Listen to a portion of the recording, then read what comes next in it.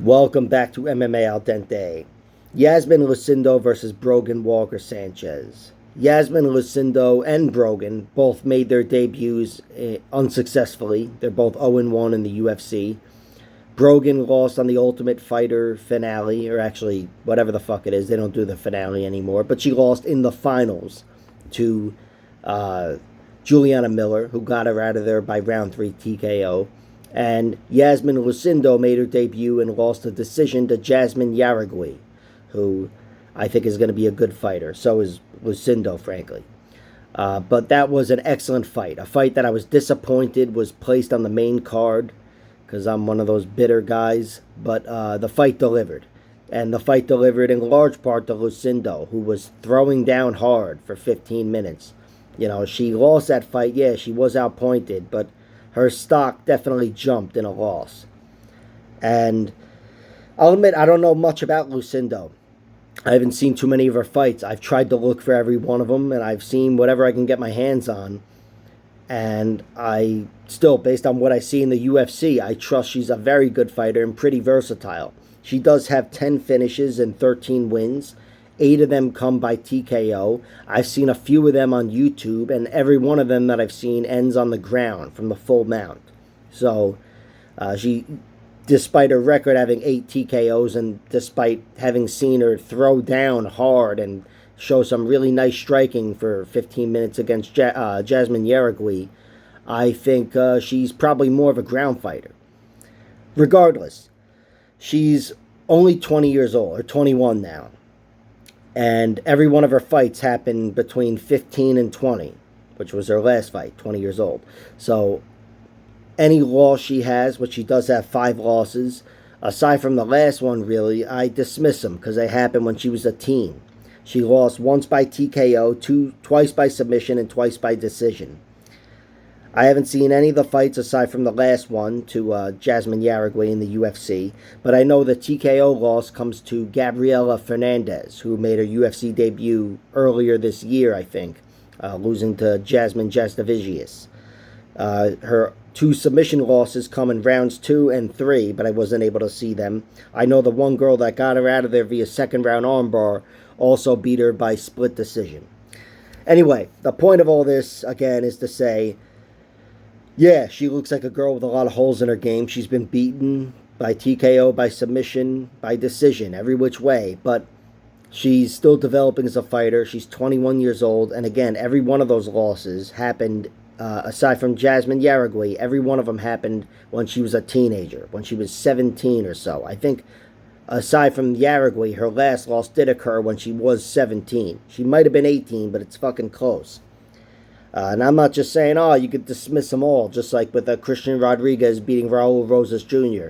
No, but, you know, they're definitely developing. I know Brian Stan was kicking the shit out of John Jones back at Jackson Winklejohn when he was training there. I know that. And then one day he turned things around, and Brian Stan said he never got the advantage on John Jones again. That's John Jones, sure, he's very fucking unique, but I'm just saying, there's definitely some forgiveness for losses that occur when you're 17 years old. But Brogan Walker-Sanchez, speaking of losses, she's got 3 of them. Her record is 7-3. Her 3 losses come to all girls at the UFC level.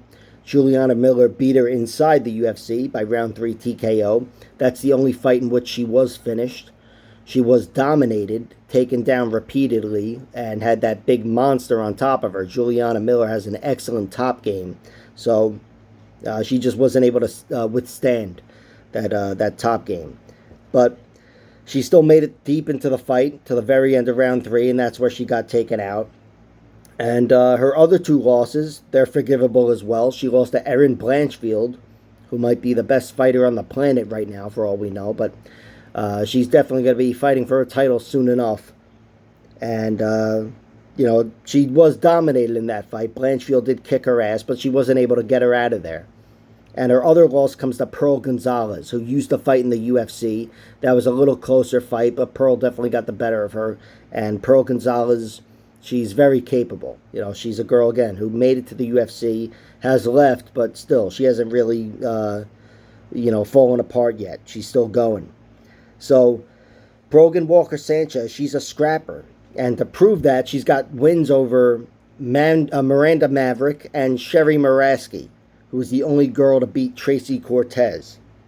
So, and those fights are available online, maybe Fight Pass or YouTube, I forget where. But Brogan has this ability. She's always hustling, she's always grinding, and she does have this little savviness to her where she can, scoot out and hit a reversal and find herself in top position like Brian Caraway or something. That's how he beat Aljamain Sterling. And I think there's room for her to win this fight by decision. I'm not picking it. With a gun to my head, I'd go with Lucindo. I think she's on her way to being a better fighter, if she's not already. And she is looking damn good everywhere. And I trust that she's a better athlete.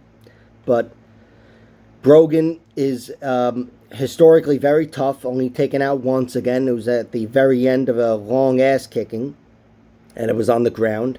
But she's also proven to be pretty scrappy and, very tenacious and capable grinder.